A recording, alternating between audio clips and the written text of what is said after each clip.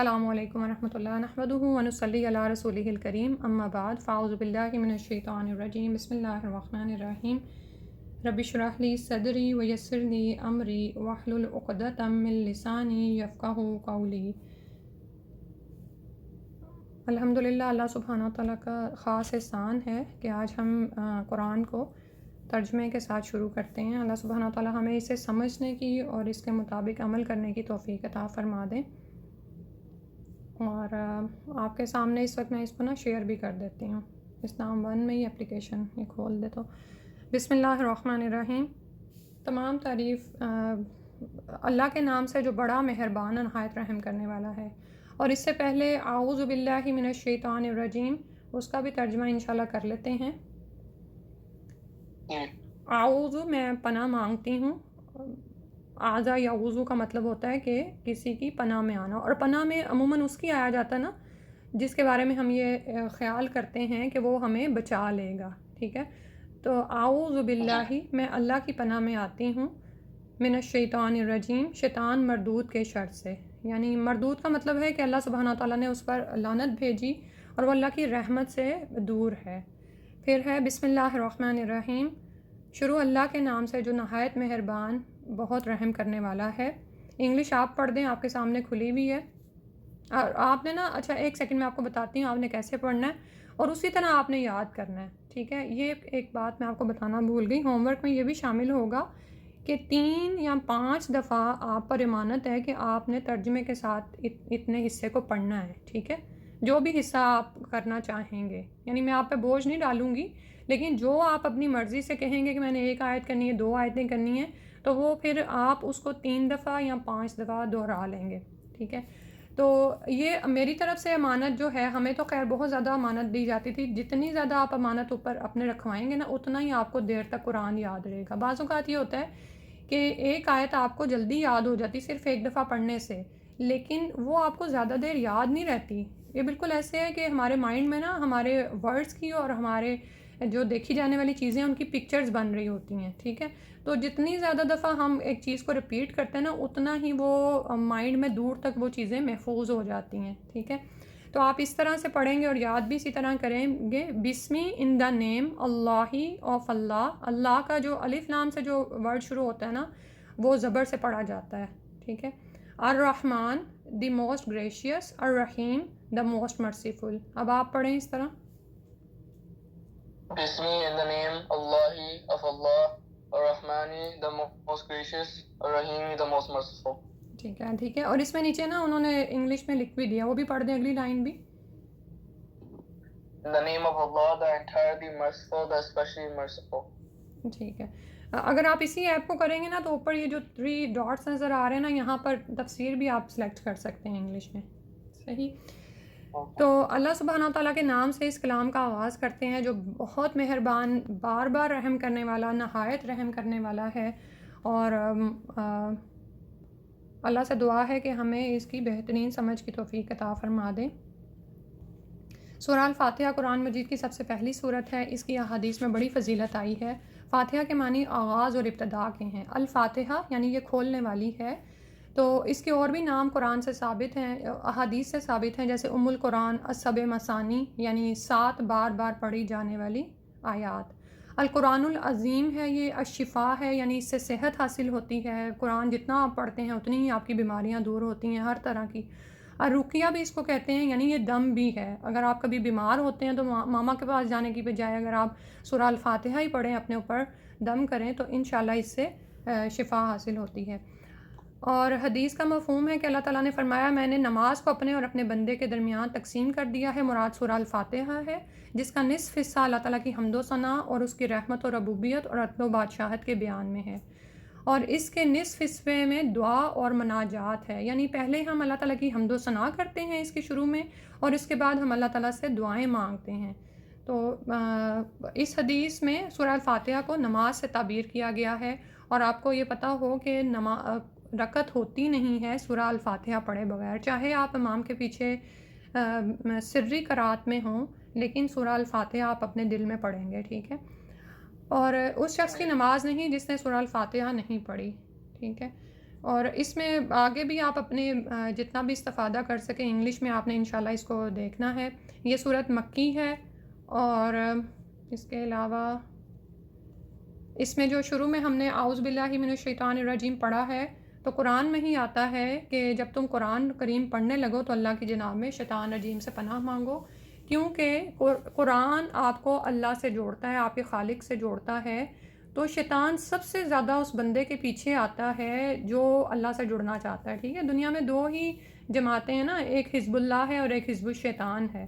ٹھیک ہے، تو آج اگر آپ اس کو پلان کریں گے تو ہوگا کہ بہت ساری آپ کو ڈسٹریکشنز آئیں، لیکن آپ نے ان پر قابو پانا ہے اور سمجھ جانا ہے کہ یہ شیطان کی طرف سے ہیں، اور آپ نے کمٹ کرنا ہے کہ مجھے اس قرآن کو پورا انشاءاللہ cover to cover word to word پورا قرآن انشاءاللہ ترجمے کے ساتھ سیکھ جانا ہے. ٹھیک ہے، اس کے بعد پہلی آیت ہے الحمدللہ رب العالمین.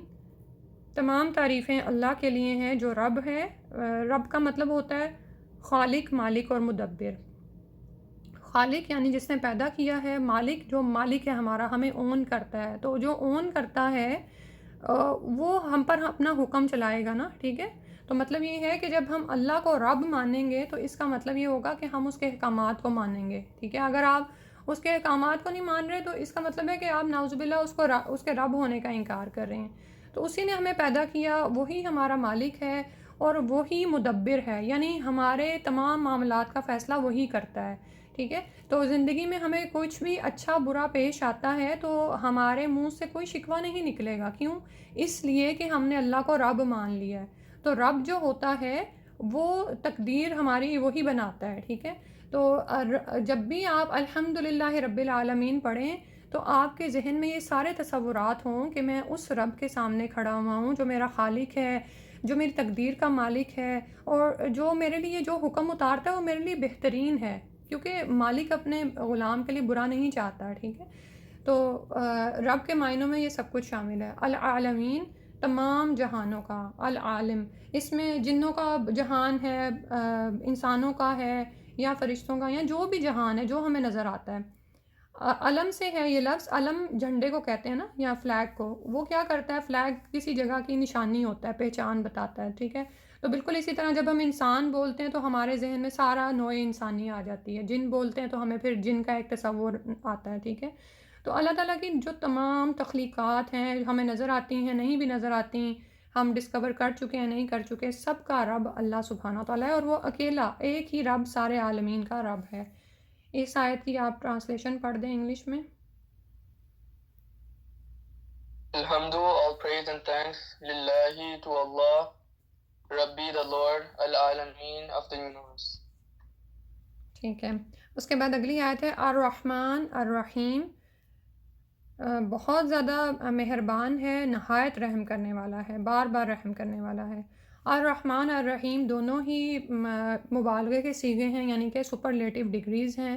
اور رحمان جو ہے اور رحیم ان دونوں میں ہی جو روٹ ورڈ ہے نا رحم سے ہے، راحامیم. ٹھیک ہے، تو رحم جو ہوتا ہے ماں کے اندر ہوتا ہے نا، جہاں پر بچہ پرورش پاتا ہے. تو آپ یہ دیکھیں کہ ماں کو اپنے بچے سے کیوں اتنی محبت ہوتی ہے، کیونکہ وہ اس کے رحم سے آیا ہوا ہوتا ہے. ٹھیک ہے، اس سے تھوڑا سا آپ ریلیٹ کر سکتے ہیں کہ اللہ سبحانہ و تعالیٰ مخلوق کے لیے کس طرح سے مہربان ہیں. اور اللہ سبحانہ و تعالیٰ الرحمن کے مفہوم میں یہ شامل ہے کہ اللہ تعالیٰ تمام کائناتوں کے لیے، تمام عالمین کے لیے رحمان ہیں. لیکن جو اللہ تعالیٰ کی رحیم کی صفت ہے نا، وہ صرف آخرت میں مسلمانوں کے لیے ہوگی. ٹھیک ہے، وہاں پر ان لوگوں پر جنہوں نے دنیا میں اللہ کو مانا ہی نہیں اور اس کا انکار کر دیا، تو وہاں پر اللہ کی کوئی رحمت ان پر نہیں ہوگی. یہ صرف ان دونوں میں فرق ہے. اور دنیا میں نا اللہ تعالیٰ کی رحمت کا صرف ایک حصہ ہے، اور ایک حصے کی وجہ سے آپ یہ دیکھیں کہ ہمیں اللہ تعالیٰ کتنے رحمان نظر آتے ہیں کہ کوئی اللہ کو مانتا ہے یا نہیں مانتا، سبھی اللہ تعالیٰ کی نعمتوں سے فائدہ اٹھاتے ہیں. اور بعض اوقات تو ہم کافروں کو دیکھتے ہیں کہ وہ مسلمانوں سے بھی بڑھ کر اقتدار حاصل کیے ہوئے ہیں اور دولت اور جائیداد حاصل کیے ہوئے ہیں.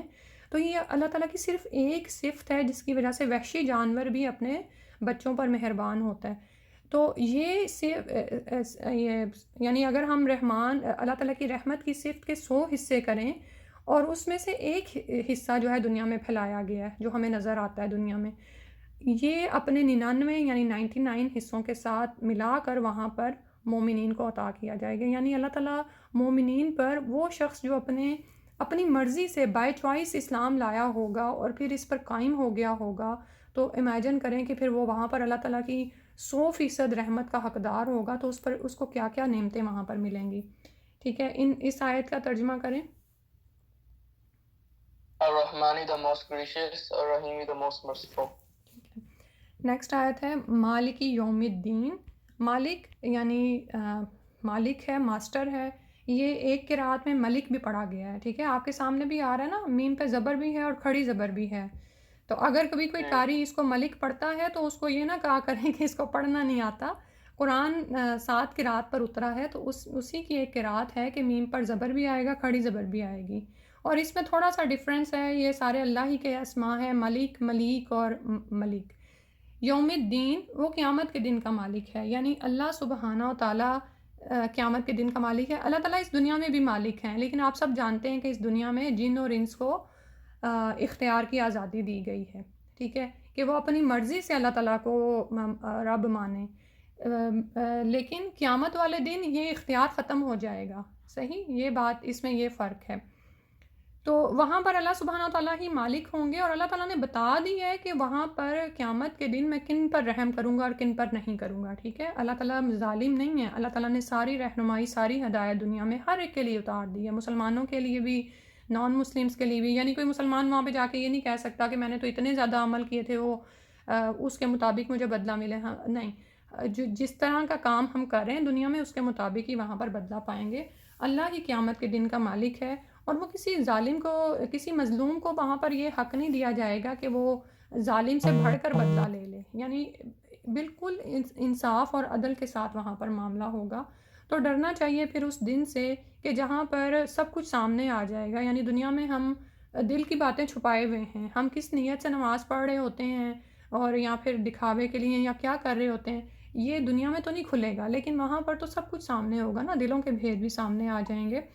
تو پھر وہاں پر اس کے مطابق ہی فیصلے ہوں گے. جو کچھ دنیا میں جس طرح کا کام کیا ہوگا، جس طرح کا میس کر کے کیا ہوگا، وہ بھی سامنے آ جائے گا. اچھا بنا کے، احسن طریقے سے کیا ہوگا تو وہ بھی سامنے آ جائے گا، اور اس کے مطابق ہی وہاں پر جزا دیے جائیں گے. اچھا، یہ باتیں کرنے کے بعد اب اس کی آپ ٹرانسلیشن پڑھ دیں. مالکی the master, یومی the day of, الدینی of the day of the judgment. ٹھیک ہے، ریکمپنس بھی اس کا ایک ٹرانسلیشن کیا گیا ہے، sworn of the day of recompense. اور سوری میں اس میں معذرت چاہتی ہوں، 1:04 ہو گئے. میں نے کہا تو 1 بجے تک تھا، لیکن انشاءاللہ اگلی دفعہ سے، آج چونکہ انٹروڈکٹری تھی تھوڑی سی کلاس، لیکن اگلی دفعہ سے ہم یہ فوکس کریں گے کہ ٹائم پر آپ کو فارغ کر دیں. آج میں چاہ رہی ہوں یہ صورت ایک گو میں جو ہے پوری ہو جائے. ٹھیک ہے، کر سکتی ہوں میں ابھی، آپ فارغ ہیں؟ جی ٹھیک ہے. ٹھیک ہے. ایاکا، صرف تیری ہی نعبدو، ہم عبادت کرتے ہیں، و ایاکا، اور صرف تیری ہی نستعین، ہم تجھ سے مدد چاہتے ہیں. تو صرف اللہ سبحانہ و تعالیٰ سے ہم یعنی کہہ رہے ہیں کہ ہم تیری ہی عبادت کرتے ہیں. اور عبادت کے مفہوم میں یہ شامل ہوتا ہے، یہ جو عبد ہے نا، یہ عبد غلام ہوتا ہے، بندہ. تو غلام آپ لوگوں نے تو نہیں دیکھے، یعنی ہم لوگوں نے دیکھے بھی ہیں تو زیادہ سے زیادہ بیک ہوم یعنی جو گھر پہ کام کرنے آتی ہیں ان کو دیکھ کے آئے ہوگے، یا یہاں پر بھی لوگ بلوا لیتے ہیں گھر میں ہوم میڈس کو، تو وہ بھی نا فار دا ٹائم بینگ ہوتی ہیں، آپ کے گھر میں کام کرتی ہیں. لیکن یہ جو غلام ہوتے ہیں نا، یہ تو خریدے جاتے تھے، ابھی بھی خریدے بیچے جاتے ہوں گے کسی دنیا کے ایسے ملکوں میں. تو وہ سارے دن کے لیے، 24 گھنٹے کے لیے وہ آقا کے غلام ہوتے تھے. ان کی کوئی سے نہیں ہوتی تھی، ان کی کوئی مرضی، کوئی چوائس نہیں ہوتی. وہ جو آقا ان کو کہتا ہے وہ انہوں نے کرنا ہوتا ہے. فرعونیوں کو یاد کر لینا، وہ اپنے غلاموں کے ساتھ کیا کرتے تھے. آقا جو ان کو کھانے کو دیں وہ کھا لیں گے، نہیں کھانے کو دیں تو بھی وہ گزارا کریں گے. اگر وہ ان کو سونے دیتا ہے تو سو جائیں گے، نہیں سونے دیتا تو پھر بھی وہ جاگتے رہیں گے. تو یہ دراصل عبد ہوتا ہے، بندہ، غلام. تو جب ہم کہتے ہیں نا کہ ہم یا اللہ ہم تیری عبادت کرتے ہیں، تو اس کو محسوس بھی کیا کریں کہ یا اللہ ہم سب کچھ اپنا تیرے سپورٹ کرتے ہیں، اپنا وقت، اپنی صلاحیت، اپنا مال، اپنی جان، سب کچھ تیرے راہ میں ہے. ہم تیرے سامنے کھڑے ہیں، ہم تیرے بندے ہیں. اور یعنی یہ یعنی اس بات کا اظہار ہے کہ ہم کس طرح سے اللہ کے سامنے سرنڈر کر رہے ہیں. ٹھیک ہے. اور پھر اسی میں ہم کہہ دیتے ہیں کہ یا اللہ جب ہم تیرے سامنے ہیں تو تیرا ہی حکم مانیں گے اور تجھی سے مدد چاہیں گے، لیکن ساتھ پھر کہا کہ وَإِيَّاكَ نَسْتَعِينُ، کہ یہ جو غلام ہے نا، جیسے ابھی میں نے آپ کو یہ جو ایکسپلین کیا نا غلام کا ہونا، تو جو بندہ ہے نا وہ رب کا 24 گھنٹے کا غلام ہے۔ یہ جو نماز ہے نا یہ تو ہمیں ذرا فوکس کرا رہی ہوتی ہے، یاد دہانی ہوتی ہے 5 وقت ہم جو نماز پڑھتے ہیں، تو نماز کے دوران بھی مومن بندہ اللہ کا بندہ ہی ہوتا ہے، غلام ہی ہوتا ہے، ٹھیک ہے؟ تو وہ اللہ کو نہیں بھولتا، وہ اس کا دین صرف نماز میں نہیں ہوتا، وہ نماز میں سلام پھیر کے بھی اللہ ہی کا بندہ ہوتا ہے۔ تو جب اس پر کوئی مصیبت پڑتی ہے تو وہ یعنی کہ دنیا کے سہاروں کی طرف نہیں جاتا، ٹھیک ہے یہ سہارے بنے ہوئے ہیں، لیکن پہلے وہ اللہ سے مانگتا ہے۔ یہی صحابہ کرام کا طرز عمل تھا۔ ان کے جوتے کا تسمہ بھی ٹوٹتا تھا نا تو وہ اللہ سبحانہ تعالیٰ سے مانگتے تھے۔ حالانکہ آپ یہ دیکھیں کہ اللہ تعالیٰ ہماری مدد کرنے نیچے تو نہیں آتے نا، ٹھیک ہے، لیکن اللہ سے مانگیں گے نا تو اللہ تعالیٰ سبب پیدا کر دیتے ہیں، پھر آپ کو سمجھ آ جاتی ہے کہ مجھے کس کی طرف بڑھنا ہے۔ یہ ہمارا اللہ سے تعلق ہونا چاہیے۔ یہ جو ہم ہر وقت بار بار کہتے ہیں، ایک نماز میں اگر 4 رکعتیں ہیں جو فرض ہیں، جو پڑھنی ہے نا، اور اس میں ہر رکعت میں ہم سورہ الفاتحہ ہی پڑھ رہے ہیں، تو ہم کہہ رہے ہیں ایاک نستعین، تو پھر یہ ہماری زندگی میں ہونا چاہیے کہ ہم عبادت بھی اللہ ہی کی کریں اور نماز کے علاوہ بھی اللہ ہی کی طرف اسی سے مدد مانگیں۔ اس کا ترجمہ کریں۔ إِيَّاكَ you alone نَعْبُدُ we worship وَإِيَّاكَ and you alone نَسْتَعِينُ we ask for help۔ جی ٹھیک ہے، اگلی آیت ہے اہدنا الصراط المستقیم۔ اہدنا دکھا ہم کو، اہدی ہدایت سے ہے، نہ ہم کو یعنی ہمیں گائیڈ اس یا دکھا ہم کو الصراط راستہ، دی پاتھ، الف لام لگنے کی وجہ سے نا اس کا مطلب ہو گیا دی پاتھ، یعنی وہ خاص راستہ، المستقیم جو سیدھا ہے، یا رب العالمین ہمیں وہ راستہ دکھا دے۔ ابھی یہ جو سب کچھ ہم نے پڑھا کہ وہ ہمارا رب ہے، ہم اسی کی عبادت کرتے ہیں اور اسی کی سے مدد مانگتے ہیں، تو ہمیں اس دنیا میں بے مقصد پیدا نہیں کیا گیا، کسی کام کے لیے پیدا کیا گیا ہے، ہمیں اس دنیا میں اختیار جو دیا گیا ہے۔ ادروائز آپ دیکھیں جانور ہیں، پودے ہیں، ان کے پاس کوئی اختیار نہیں ہے، وہ صبح اٹھتے ہیں، کھاتے ہیں، پیتے ہیں، چرتے ہیں، بچے پیدا کرتے ہیں اور بس اسی طرح سے مر جائیں گے۔ ہمیں اختیار دیا گیا ہے، لیکن اس کے ساتھ ساتھ ہمیں گائیڈ بھی کیا گیا ہے کہ زندگی کیسے گزارنی ہے۔ وہ گائیڈنس ہی دراصل الصراط المستقیم ہے۔ جو شخص اس راستے پر چل پڑتا ہے نا وہی دراصل اللہ کے ہاں کامیاب ہے، اور وہی وہاں پر پل صراط پہ بھی کامیاب ہوگا اور جنت میں داخل ہو جائے گا انشاءاللہ۔ تو ہم اللہ تعالیٰ سے دعا کرتے ہیں، اور اہدنا میں جو ہے نا دکھا ہم کو، مطلب یہ کہ ایک تو ہوتا ہے نا جی پی ایس آپ کو دکھا رہا ہوتا ہے، تو ہم اہدنا میں ہم اللہ تعالیٰ سے توفیق بھی مانگتے ہیں کہ یا اللہ ہمیں اس راستے پر چلا بھی دے، ٹھیک ہے؟ یعنی یہ دعا اتنی اہم ہے جو ہم ہر رکعت میں پڑھ رہے ہوتے ہیں، تو اس کو واقعی دل سے مانگا کریں کہ یا اللہ مجھے یہ صراط مستقیم دکھا دے، کیونکہ مجھے جنت کی ابدی نعمتوں کو پانا ہے، مجھے اپنے رب کو راضی کرنا ہے انشاءاللہ۔ جی اس کا ترجمہ پڑھیں۔ اہدنا guide us الصراط the path to المستقیم the straight۔ جی، اور اس کے بعد اسی آیت کے آگے جو آیت آخری آ رہی ہے اس میں اس صراط کی طرف توجہ دلائی گئی ہے۔ یہ راستہ کن کا ہے؟ صراطہ راستہ، الذین ان لوگوں کا، انعمتا انعام کیا تو نے، علیہم ان پر، تا پہ زبر ہے مطلب تو نے، یو، غیر المغضوبی نہیں ہے جو اور یہاں پر یہ بریکٹ میں آپ آئے گا کہ ان لوگوں کا راستہ نہیں جن پر غضب نازل ہوا، مغضوب یعنی غضب والے ہیں، ان پر اللہ کا غضب آیا، علیہم ان پر، ولا الضالین اور نہ ہی وہ لوگ جو کہ گمراہ ہو گئے، راہ سے دور ہو گئے، ٹھیک ہے؟ تو قرآن میں اس آیت سے ہمیں 3 گروپس بتا دیے گئے ہیں۔ پہلے گروپ جو کہ انعمتا علیہم ہیں، انہی کا جو قرآن میں ہی ان کے بارے میں آتا ہے کہ یہ کون ہیں؟ انبیاء ہیں، صدیق ہیں، یعنی جو سچے ہیں، جنہوں نے اپنے عمل سے اپنے ایمان کی گواہی دی۔ سچا وہی ہوتا ہے نا کہ جو کہتا ہے وہ کر کے دکھاتا ہے، ٹھیک ہے؟ وشہداء اور شہید ہیں، اور شہید سے مراد خاص شہید بھی ہو سکتے ہیں، اور شہداء سے مراد گواہی دینے والے بھی ہو سکتے ہیں، یعنی جنہوں نے اس کی یعنی اللہ تعالیٰ کے ایک رب ہونے کی گواہی دی۔ والصالحین اور نیکوکار لوگ سارے جو قیامت تک آنے والے ہیں، ٹھیک ہے؟ تو یہ انعمتا علیہم ہیں۔ تو ہم اللہ تعالیٰ سے ان لوگوں کا، انعام یافتہ لوگوں کا راستہ مانگتے ہیں، اور یہ وہی راستہ ہے جس پر نبی صلی اللہ علیہ وسلم نے چل کر دکھایا، اور اس کے بعد صحابہ کرام نے اس پر عمل کیا، اور تابعین نے اور تبا تابعین نے۔ تابعین وہ ہیں جو صحابہ کے دور میں پیدا ہوئے، انہوں نے صحابہ کو دیکھا، اور تبا تابعین وہ ہیں جنہوں نے تابعین کو دیکھا اور ان سے فیض حاصل کیا، ٹھیک ہے۔ تو یہاں تک یہ جو چار لوگ ہیں نا، ان کی تو نبی صلی اللہ علیہ وسلم نے بھی فرمایا تھا کہ یہ یہاں تک دین رہے گا، اور آپ دیکھتے ہیں کہ احادیث کا جو ذخیرہ ہے وہ بھی انہی لوگوں نے بعد میں جمع کیا، اور پھر جب روایتیں آتی ہیں تو ہم انہی سے روایت کرتے ہیں کہ صحابہ نے نبی صلی اللہ علیہ وسلم سے سنا، تابعی نے صحابی سے سنا، یا تبا تابعی نے تابعی سے سنا، ٹھیک ہے۔ تو چار نسلوں تک یہ بات ہوتی ہے۔ تو یہ سارا جو یہ لوگ ہیں یہ انعمت علیہم میں ہیں، ٹھیک ہے۔ سب سے بڑھ کر تو صحابہ جن کو قرآن میں ہی یعنی کہ خوشخبری دے دی گئی تھی، سند دے دی گئی، جیسے ایک سرٹیفکیٹ ہوتا ہے نا، آپ کو بھی اس کورس کے اختتام پہ سرٹیفکیٹ انشاءاللہ ملے، تو سرٹیفکیٹ کیا ہوتا ہے؟ ان کو سرٹیفکیٹ دیا گیا رضی اللہ عنہم ورضوا عنہ، کہ اللہ ان سے راضی ہوا اور وہ رب سے راضی ہو گئے، اللہ تعالیٰ ہمیں ان لوگوں میں شامل کر لے۔ تو اس کے لیے ضروری ہے کہ ہم ان کو اپنا رول ماڈل بنائیں، ہم انہیں پڑھیں وہ کیا کر کے گئے اس دنیا میں، ٹھیک ہے۔ کیونکہ بعض اوقات کیا ہوتا ہے کہ نبی صلی اللہ علیہ وسلم کی سیرہ ہم پڑھتے ہیں تو ہم کہتے ہیں کہ یہ تو بڑا مشکل کام ہے، تھوڑا تھوڑا، اور وہ تو رسول تھے، نہیں، وہ بھی آپ یہ دیکھیں کہ جو کام وہ کر کے گئے ہیں، جو سنتیں، وہ بھی آسان سی ہیں، ہم انہیں اپنی زندگی میں شامل کرنے کی کوشش کریں، اور اس کے بعد صحابہ کرام رضی اللہ عنہ کی زندگی بھی پڑھیں۔ اور دوسرا گروپ جس کا راستہ اللہ سے نہیں مانگنا کہ اللہ تعالیٰ اس راستے سے بچائے، یہ وہ لوگ ہیں جن کے پاس علم تو آیا لیکن وہ علم پا کر متکبر ہو گئے، ٹھیک ہے۔ جیسے ابھی میں نے شروع میں کہا نا کہ علم حاصل کرنا ہے تو اللہ کو راضی کرنے کے لیے اور اپنی نیت کو اللہ کے لیے خالص کرنا ہے، کیونکہ جب انسان کے پاس علم آ جاتا ہے نا تو اس کے اندر ایک ایروگینس بھی آ جاتا ہے، ٹھیک ہے